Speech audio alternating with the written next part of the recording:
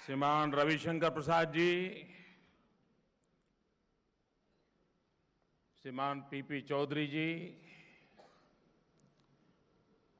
यहाँ उपस्थित मंत्रिपरिषद के अन्य साथी, सांसद महोदय, सरकार के सभी अधिकारी, भाइयों और बहनों,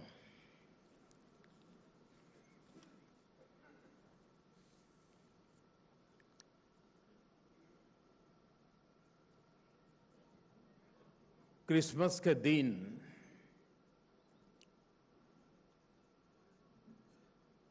भारत सरकार ने एक गिफ्ट की शुरुआत की थी और उसके तहत आने वाले 100 दिन तक प्रतिदिन 15,000 लोगों को लकी ड्रॉ के माध्यम से 1,000 रुपया इनाम में मिलने की योजना। और ये उसके लाभार्थी वो लोग हैं जो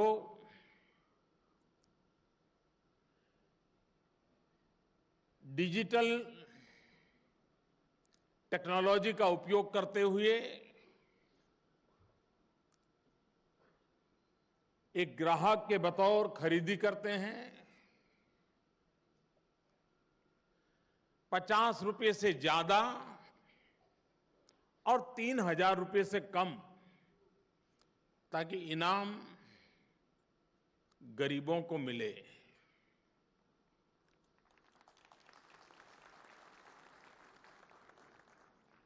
सौ दिन में लाखों परिवारों में इनाम जाने वाला है और ड्रॉ होने के 3 दिन के बाद बैंक के लोग उसमें से नाम कौन है वो निकाल देते हैं। जो पहले दिन ड्रॉ हुआ था उसमें जिनको इनाम लगा था उसमें से 4 लोगों को मुझे आज अपने हाथों से इनाम देने का अवसर मिला। आज 30 तारीख को लकी ग्राहक योजना के साथ साथ डिजी धन व्यापार योजना का भी ड्रॉ हुआ। यह सप्ताह में एक दिन हो रहा है।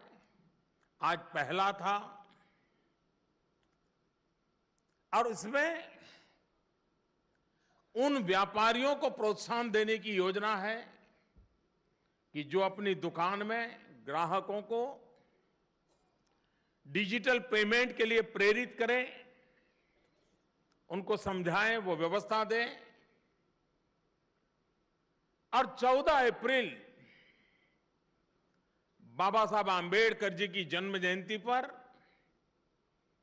एक मेगा ड्रॉ होगा जिसमें करोड़ों रुपयों के इनाम दिए जाएंगे।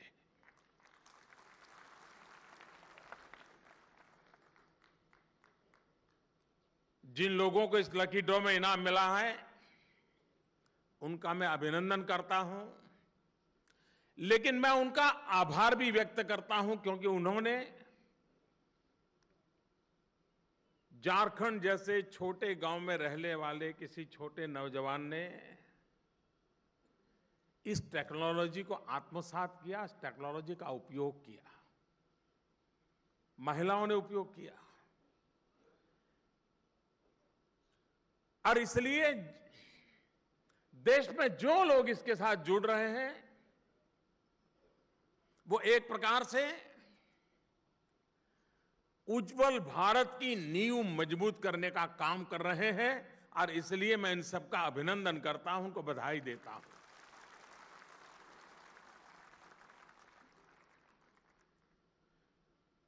आज एक और काम हुआ, मेरी दृष्टि से यह सबसे महत्वपूर्ण काम हुआ है और वो है एक नई ऐप लॉन्च की गई है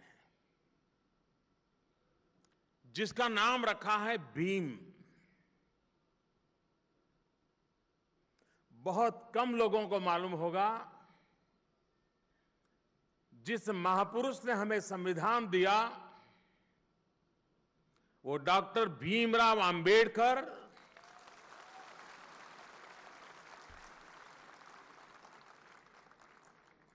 अर्थशास्त्र में उनकी निपुणता ये उनकी सच्ची पहचान थी और उन्होंने आज से करीब 80-90 साल पहले भारत का रुपया उस पर थीसिस लिखी थी और मुद्रा नीति कैसी हो। उस समय जब अंग्रेजों का शासन था भीमराव अंबेडकर ने विश्व के सामने भारत की मुद्रा नीति के संबंध में एक नएपन से अपने विचारों को प्रस्तुत किया था। और आज हम लोग जिस रिजर्व बैंक की चर्चा करते हैं, आरबीआई की बात करते हैं, डॉक्टर बाबा साहब आंबेडकर ने जो थीसिस लिखी थी उसी के प्रकाश में से विचार लेकर के ये रिजर्व बैंक का जन्म हुआ था। इतना ही नहीं, आजाद भारत में हमारे जो फेडरल स्ट्रक्चर है, राज्य और केंद्र के बीच आर्थिक व्यवस्था कैसे चले, पैसों का बंटवारा कैसे हो, इसके लिए जो फाइनेंस कमीशन की कल्पना हुई है यह भी बाबा साहब आंबेडकर, भीमराव आंबेडकर के विचारों का परिणाम है। कहने का तात्पर्य यह है कि भारत की मुद्रा व्यवस्था में, भारत की सेंट्रल बैंक की कल्पना में, भारत के फेडरल स्ट्रक्चर में, अर्थव्यवस्था के संबंध में किसी एक महापुरुष का स्पष्ट दर्शन था, उत्तम से उत्तम योगदान था, तो उस महापुरुष का नाम है डॉक्टर भीमराव अंबेडकर। और इसलिए आज जो ऐप और आने वाले दिनों में देखना कि सारा कारोबार जैसे हम पहले नोट या सिक्कों से करते थे, वो दिन दूर नहीं होगा जब इस सारा कारोबार इस भीम ऐप के द्वारा चलने वाला है। यानी एक प्रकार से बाबा साहब आंबेडकर का नाम सारी अर्थव्यवस्था के अंदर ये भीम ऐप के द्वारा सेंटर स्टेज में आने वाला है। उसका प्रारंभ आज इस कार्यक्रम के तहत किया है। बहुत ही सरल है।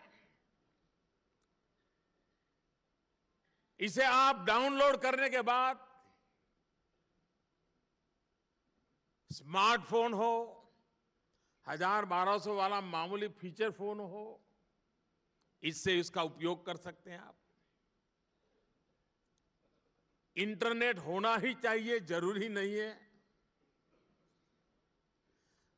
और आने वाले 2 सप्ताह के भीतर भीतर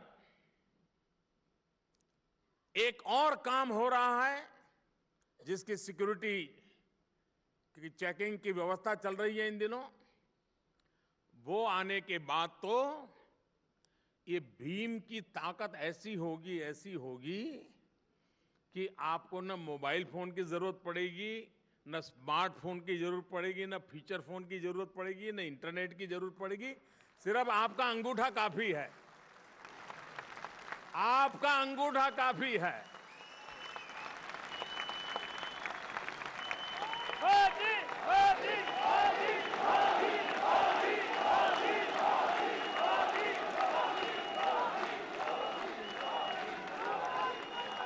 कोई कल्पना कर सकता है?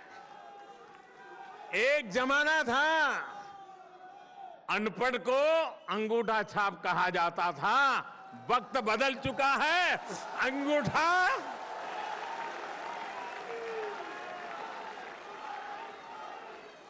आप ही का अंगूठा आपकी बैंक, आप ही का अंगूठा आपकी पहचान, आप ही का अंगूठा आपका कारोबार।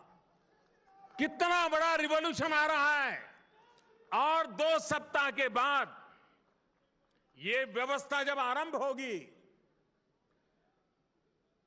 मैं बहुत साफ देख रहा हूं, ये भीम दुनिया के लिए सबसे बड़ा अजूबा होगा।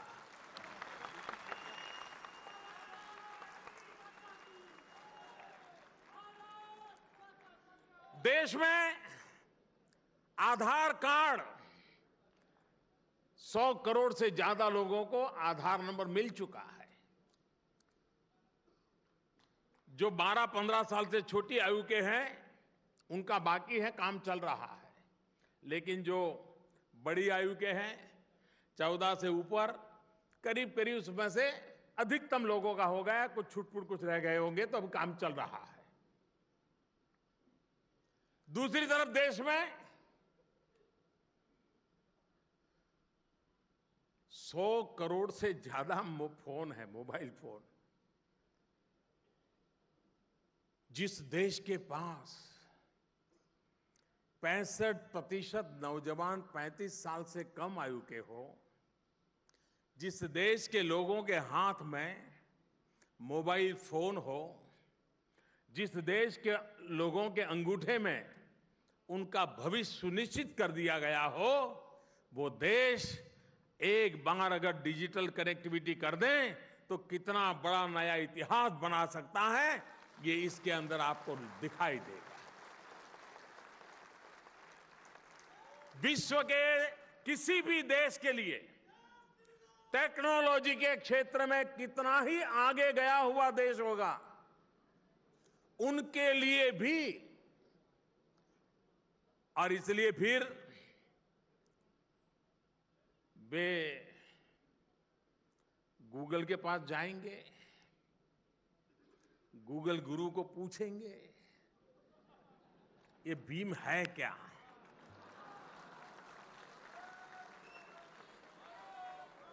तो शुरुआत में तो उनको महाभारत वाला भीम दिखाई देगा।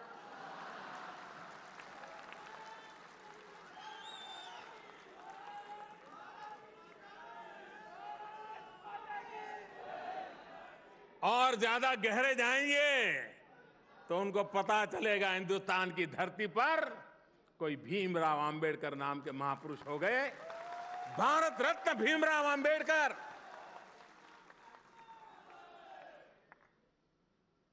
भीमराव अंबेडकर के जीवन का मंत्र यही था, बहुजन हिताय बहुजन सुखाय। वे दलित, पीड़ित, शोषित, वंचितों के मसीहा थे। ये टेक्नोलॉजी, उसकी सबसे बड़ी ताकत गरीब से गरीब को एम्पावर करने की ताकत इसमें पड़ी हुई है। ये भ्रम है कि ये पढ़े लिखे अमीरों का खजाना है। जी नहीं, ये गरीबों का खजाना है।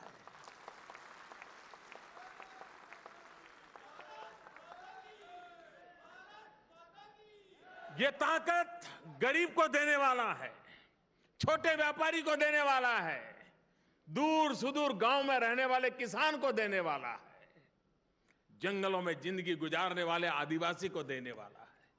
और इसलिए इसका नाम उस महापुरुष के साथ जोड़ा है जिन्होंने अपनी जिंदगी दलित, पीड़ित, शोषित, वंचित आदिवासियों के लिए खपा दी थी।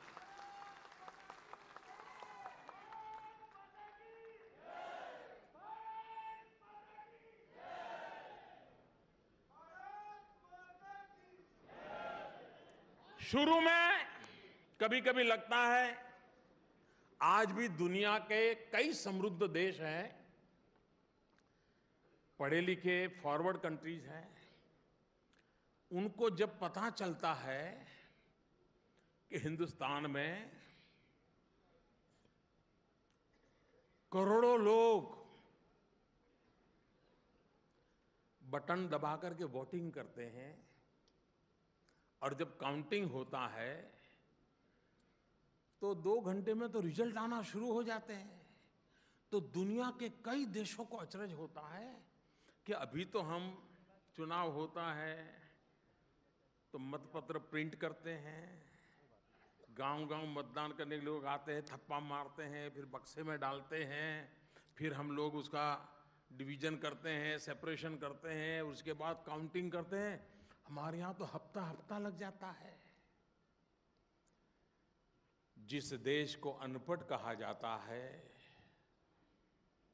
जिस देश के नागरिकों को उनकी समझ पर कुछ लोग सवालिया निशान उठाते हैं, वो देश दुनिया के सामने गर्व कर सकता है कि इलेक्ट्रॉनिक वोटिंग मशीन के द्वारा दुनिया में रिवॉल्यूशन लाने वाले हम लोग हैं और हम इतनी बड़ी मात्रा में सफलतापूर्वक करते हैं। कभी कभी मैं हैरान हूं,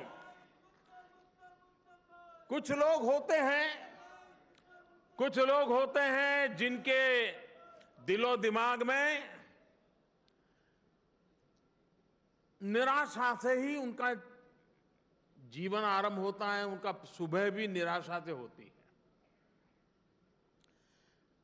ऐसे निराशावादी लोगों के लिए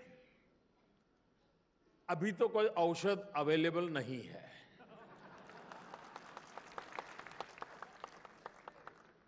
तो ये निराशावादी लोगों को उनकी निराशा उनको मुबारक। कोई कल्पना कर सकता है, हिंदुस्तान में एक जमाना था, आप लोगों ने पुराने जमाने की मूवी देखी होगी, तो शेयर मार्केट में व्यापारी इकट्ठे होकर के चिल्लाते थे, ऐसे ऐसे उंगलियां कर करके वो अपना शेयर बाजार में दाम बोलते थे और उसको लिखने वाले फिर दूर से तय करते, हाँ ये वो बोली बोल रहा है, वो ये बोली बोल रहा है। ये एक जमाना ऐसा था। आपने देखा होगा पहले शेयर मार्केट के अंदर कोई इन्वेस्टमेंट करते तो बड़े बड़े शेयर सर्टिफिकेट आते थे, उसको संभालना पड़ता था, घर में कोई ध्यान रखता था, देखो भाई शेयर लिए थे तो क्या हुआ, कोई दाम बढ़ा कम हुआ। आज हिंदुस्तान किस प्रकार से बदल को स्वीकार कर चुका है। करोड़ों करोड़ों लोग स्टॉक मार्केट से, डीमैट अकाउंट से अपना पूरा कारोबार ऑनलाइन करते हैं। मध्यम और निम्न मध्यम वर्ग के लोग उसमें अपना इन्वेस्टमेंट करते हैं और वे कोई कागज का टुकड़ा नहीं, अरबों खरबों रुपयों का कारोबार चल रहा है। लेकिन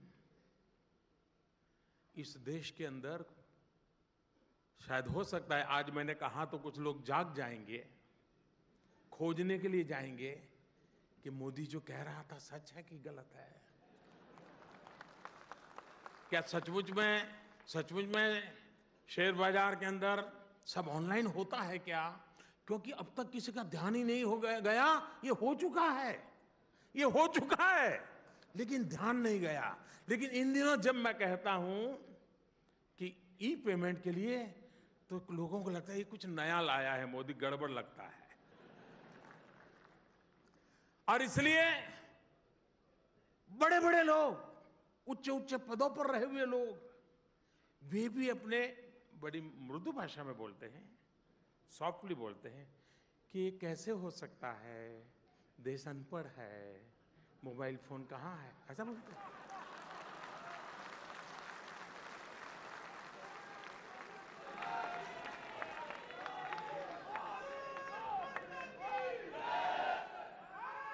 इसलिए ये निराशा में पले बड़े लोगों के लिए मेरे पास कोई औषध नहीं है, लेकिन आशावादी लोगों के लिए मेरे पास हजारों अवसर है।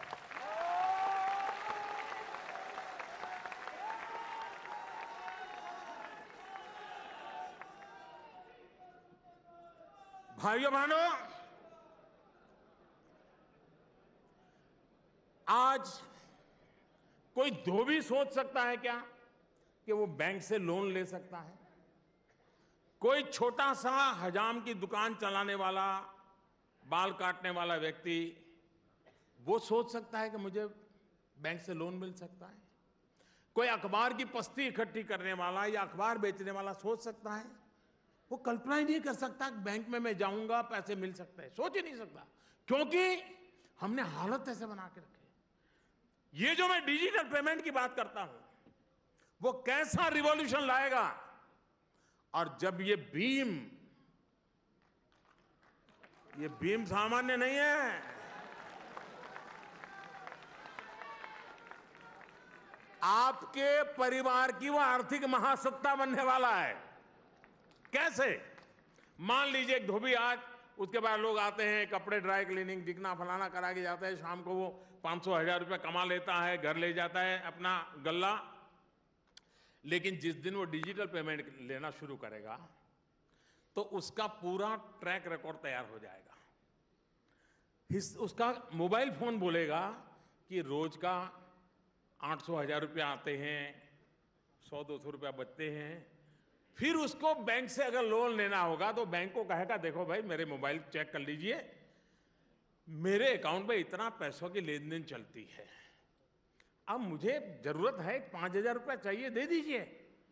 ये व्यवस्था ऐसी होगी कि आज उसको साहूकार के पास ऊंचे ब्याज से 5000 रुपया लेना पड़ता है। वो अपने मोबाइल फोन से वो दिन दूर नहीं होगा, 5 मिनट के भीतर 5000 रुपया उसके खाते में मिल जाएंगे।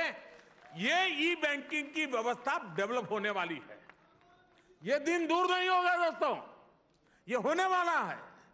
और इस काम को आगे बढ़ाने के लिए एक कॉमन प्लेटफॉर्म आज भीम के रूप में देशवासियों को 2016 के साल के आखिर में जब मैं दे रहा हूं, तो एक प्रकार से 2017 का उत्तम से उत्तम नजराना मैं दे रहा हूं।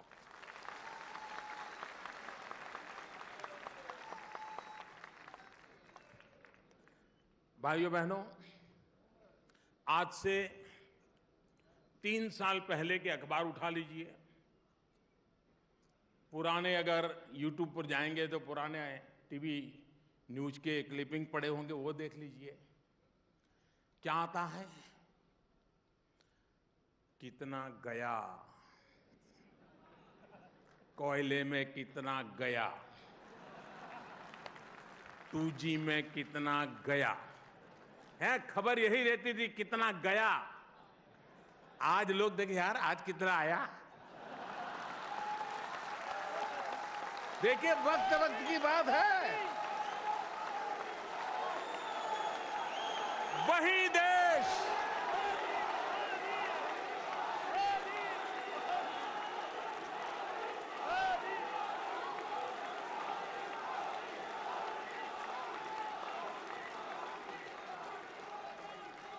यही देश, यही लोग, यही कानून, यही सरकार, यही फाइलें, यही नियम, वो भी एक वक्त था जब गए की चर्चा होती थी। ये भी एक वक्त है आने की चर्चा हो रही है।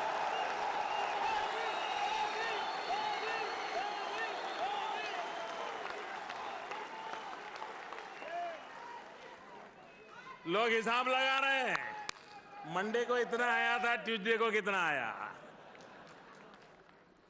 अगर भाइयों बहनों देश के गरीबों के लिए अगर जज्बा हो, उनके प्रति समर्पण हो, तो सब चीज अच्छी करने के लिए ईश्वर भी ताकत देता है।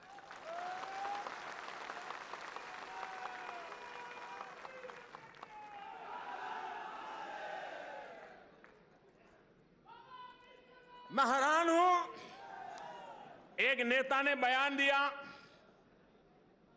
उन्होंने कहा खोदा डूंगर और निकाली चुहिया। भाई मुझे चूहिया ही निकालनी थी, वही तो सब खा जाती है चोरी छुपी से।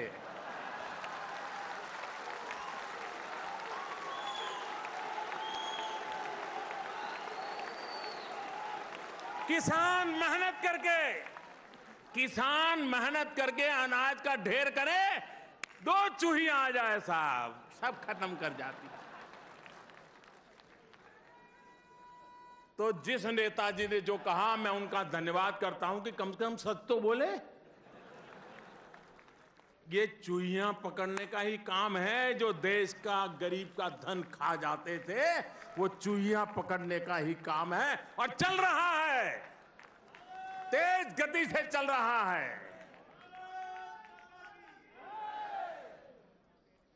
भाइयों बहनों, मैं इस समय मीडिया के मित्रों का भी आभार व्यक्त करना चाहता हूं। आपको मालूम होगा, जो चीज मीडिया के लोग ठान ले तो उसका एक असर पैदा होता है। जब लोग लाल लाइट वाली गाड़ियों में घूमने के शौकीन हुआ करते थे, तो मीडिया वाले पीछे पड़ गए, कैमरा ले गए, अच्छा ये लाल लाइट लगा के बैठा है। धीरे धीरे जिसको लाल लाइट का हक था ना, वो भी डरने लगा, यार छोड़ो। बहुत लोग थे, सरकार कहे, कानून कहे, सीट बेल्ट लगाओ, सीट बेल्ट लगाओ, कोई नहीं लगाता था। मीडिया वाले पीछे पड़ गए। कोई कार में बैठा है बड़ा आदमी, तो तुरंत निकालते थे, हाँ इसने सीट बेल्ट नहीं लगाया, फिर दूसरे दिन टीवी पे दिखाते थे, तो उसकी मुंडी इतनी हो जाती थी। वो सीट बेल्ट का अवेयरनेस आया। कभी हेलमेट के लिए सरकार कहती है, भाई जिंदगी बचाने के लिए यार हेलमेट लगाओ, ये करो, सुनते नहीं। लेकिन मीडिया के लोग, कोई पुलिस वाला बिना हेलमेट जाता था तो पकड़ते थे टीवी पे और दिखाते थे, तो वो फिर कांपने लगते थे। लोग भी जाते थे, दिखा देखो ये जा रहा है। सरकार भी जागती थी, पुलिस भी जागती। ये सेवा कम नहीं है जी, ये सेवा बहुत बड़ी है। एक ऐसी जागरूकता आई, इवन स्वच्छता का अभियान। कोई मीडिया के लोग स्वच्छता रखनी चाहिए कहें, अलग बात है, लेकिन मैंने देखा वो सुबह शाम उनके कैमरा के लोग उन जगह पे घूमते थे, और कोई डालता था तुरंत पकड़ करते, फिर उसका इंटरव्यू करते थे। तो फिर वो ऐसे भागता, नहीं मेरा इदारा नहीं, मैंने देखा नहीं था। वो कहते दिखता है कि नहीं दिखता है, तो भागता था।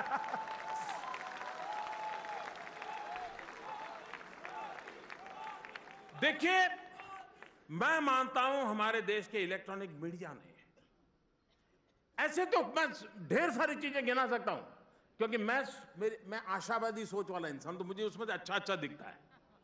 कुछ लोगों को शिकायत करने का मन करता है कि ऐसा क्यों करते हैं, मुझे नहीं करता है, मुझे लगता है अच्छा करते हैं।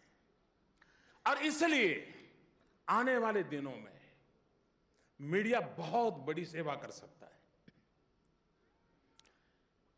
पिछले 50 दिनों देखा होगा आपने, मैं भाषण करता था कि डिजिटल करना चाहिए, मोबाइल करना चाहिए, तो मुझे दिखाते थे, और बगल में कोई पैडल रिक्शा वाले को पूछते थे कि तेरे पास मोबाइल है? वो कहता था नहीं। तुम कैशलेस जानते हो? बोले नहीं। फिर वो मुझे, है मोदी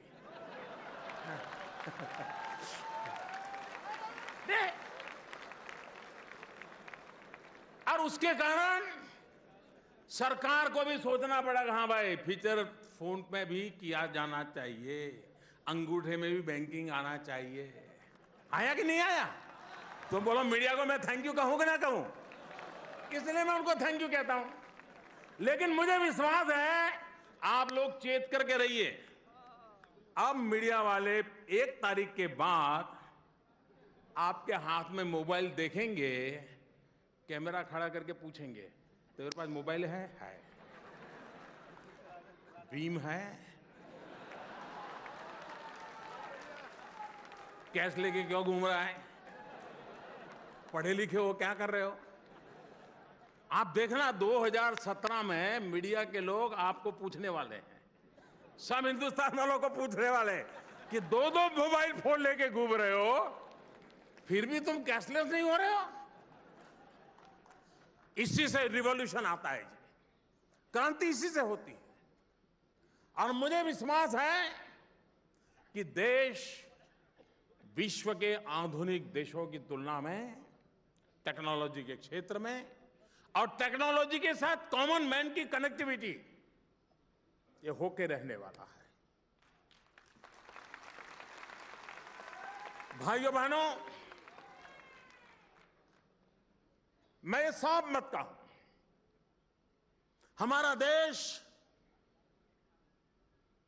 ऐसे ही सोने की चिड़िया नहीं था। हमारा देश ऐसे ही सोने की चिड़िया में से गरीब नहीं बना है। हमारे अपनी कमियों के कारण, अपनी गलतियों के कारण, अपने गलत आचरण के कारण सोने की चिड़िया कहा जाने वाला देश गरीब देश की गिनती में आके खड़ा हो गया। लेकिन इसका मतलब यह है कि आज भी इस देश में फिर एक बार सोने की चिड़िया बनने का पोटेंशियल पड़ा हुआ है।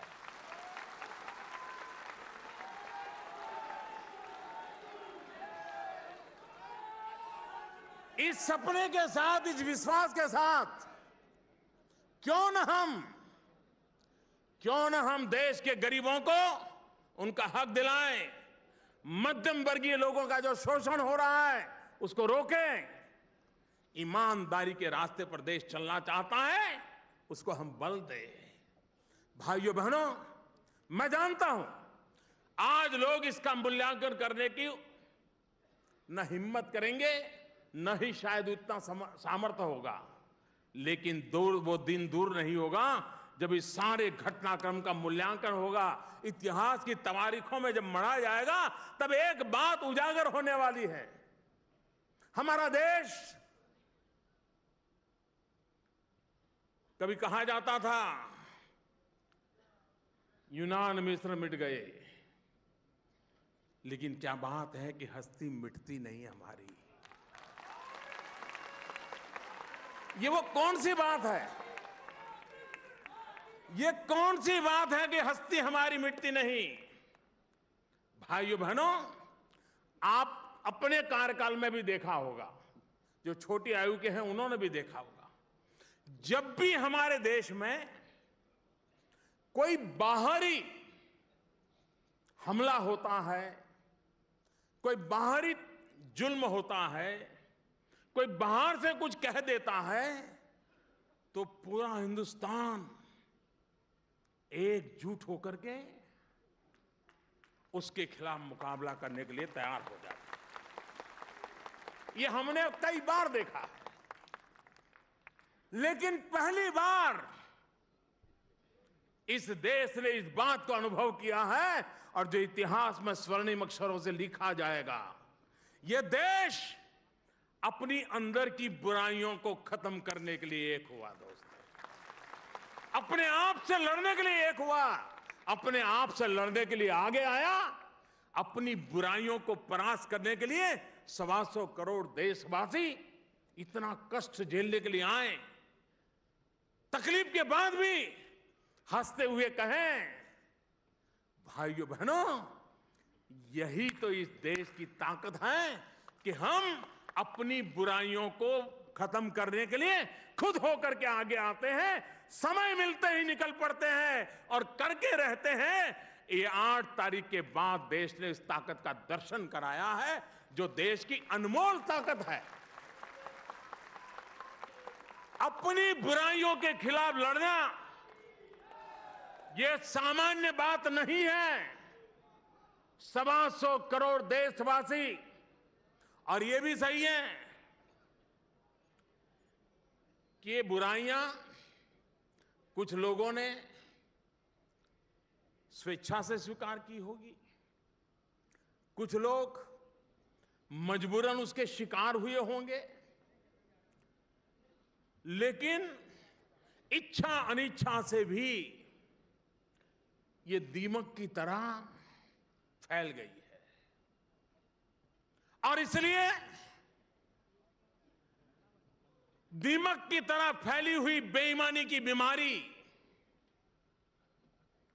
समाज में भी कभी तो ऐसा लगता था कि लोग शायद इससे जीने की आदत बना लेंगे, लेकिन 8 नवंबर के बाद मैंने देखा कि लोग मौके की तलाश में थे। ऐसी जिंदगी उनको नहीं चाहिए, उनको ईमानदारी की जिंदगी चाहिए, उनको ईमानदारी का रास्ता चाहिए। और ये देशवासियों ने करके दिखाया है। और भाइयों बहनों, मैं विश्वास से कहता हूं, ये जो सारी मेहनत हो रही है, और ये काम छोटा नहीं है, दुनिया को अचरज हो रहा है कि 86% करेंसी एकदम से व्यवहार से निकल जाए। दुनिया आज इस पर सोच नहीं सकती देश कैसा है, कैसे लोग हैं, और देखो जी रहे हैं, सोच रहे हैं आगे बढ़ना है। ये देश की कोई सामान्य ताकत नहीं है, और ये ताकत देशवासियों ने दिखाई है, और यही ताकत है जो आने वाले दिनों में देश को आगे ले जाने वाली है। भाइयों बहनों,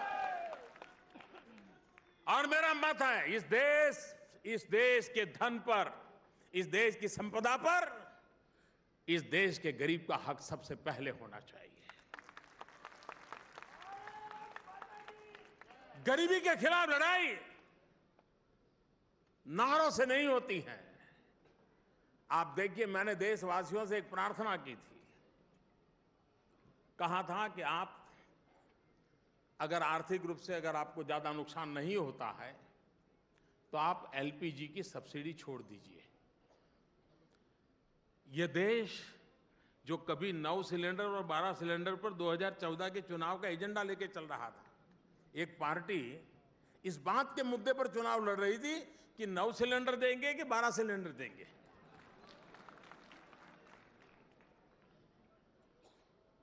जिस देश में पूरा चुनाव सिलेंडर की संख्या पर लड़ा गया हो, इस देश के अंदर एक सरकार आकर के लोगों को यह कहे कि सब्सिडी छोड़ दो, कितना बड़ा कॉन्ट्रास्ट। हम आपको 12 सिलेंडर दे दो, वोट दे दो, ये दूसरा ऐसा आया वो कहता है सिलेंडर की सब्सिडी छोड़ दो। और मैं आज सर झुका करके मेरे देशवासियों के सामने नमन करते हुए कहना चाहता हूं, 1,20,00,000 लोगों से ज्यादा परिवारों ने अपनी सब्सिडी छोड़ दी।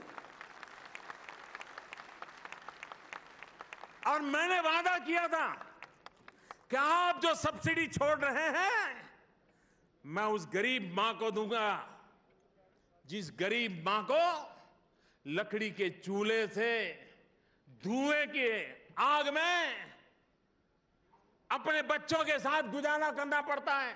उस गरीब मां को एक दिन में 400 सिगरेट का धुआं अपने शरीर में लेना पड़ता है। उस मां के स्वास्थ्य का क्या होता होगा? आप अपनी सब्सिडी छोड़ दीजिए, मैं ये सिलेंडर उस गरीब मां को देना चाहता हूं जो लकड़ी का चूल्हा जला करके खाना पकाती है। और आज मैं देशवासियों को कहना चाहता हूं कि 1,20,00,000 लोगों ने सब्सिडी छोड़ी। अब तक 1.5 करोड़ गरीब माताओं को गैस सिलेंडर हम दे चुके हैं। कहने का तात्पर्य यह है कि जो भी आ रहा है अब जान ही रहा है, ये जो भी आ रहा है गरीब के काम आने वाला है, गरीब की भलाई के लिए काम आने वाला है। देश को बदलना है दोस्तों, देश के सामान्य मानवी की जिंदगी बदलेगी तब देश बदलने वाला है। और जब मैं आज पंडित दीनदयाल उपाध्याय की जन्म शताब्दी मना रहा हूं और भारत सरकार ने गरीब कल्याण वर्ष के रूप में इसको मनाना तय किया है, तब ये सारा परिश्रम गरीबों को समर्पित है, उनके कल्याण को समर्पित है, मध्यम वर्ग के व्यक्ति को उसका हक दिलाने के लिए समर्पित है, उनके शोषण से मुक्ति दिलाने के लिए समर्पित है। और मुझे विश्वास है कि देश ने जिस प्रकार से आशीर्वाद दिए, कष्ट झेल करके आशीर्वाद दिए हैं, आने वाले दिनों में इस बदलाव के हकदार भी वही होने वाले हैं। मैं फिर एक बार उस इनाम को प्राप्त करने वालों को बधाई देता हूं। मैं देशवासियों से आग्रह करता हूं कि 2017 के 1 जनवरी को आप कम से कम 1 जनवरी से शुरू करिए।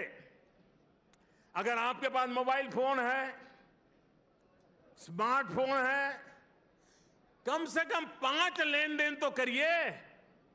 हर हिंदुस्तानी एक बार 5 लेन देन करना देखे तो फिर उसको आदत हो जाएगी और देश डिजिटल मूवमेंट को लीड कर जाएगा। मैं फिर एक बार सबको बहुत बहुत बधाई देता हूं, बहुत बहुत धन्यवाद देता हूं। कोटि कोटि धन्यवाद माननीय प्रधानमंत्री जी, बहुत बहुत धन्यवाद आपका पधारने